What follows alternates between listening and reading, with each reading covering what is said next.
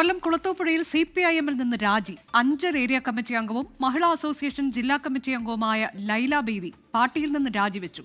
കുളത്തൂപ്പുഴ പഞ്ചായത്തിലെ ടൗൺ വാർഡിൽ സ്വതന്ത്ര സ്ഥാനാർത്ഥിയായി മത്സരിക്കുമെന്ന് ലൈല ബീവി പറഞ്ഞു. സലിം മാലിക് വിശദാംശങ്ങളുമായി. സലിം, എന്താണ് ഈ സീറ്റുമായി ബന്ധപ്പെട്ടൊക്കെയുള്ള പ്രതിഷേധമാണോ രാജിയിൽ കലാശിച്ചത്?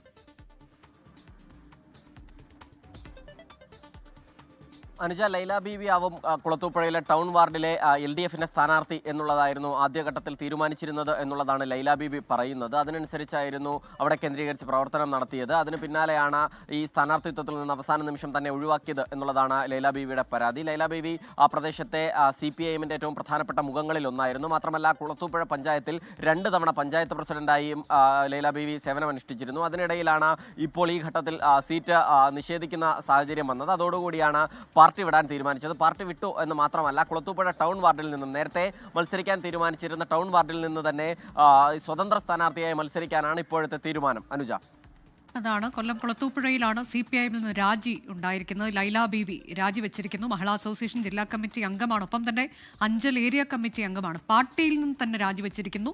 സ്വതന്ത്ര സ്ഥാനാർത്ഥിയായി കുളത്തൂപ്പുഴ പഞ്ചായത്തിലെ ടൗൺ വാർഡിൽ മത്സരിക്കുമെന്നതാണ് ലൈല ബീവി അറിയിച്ചത്.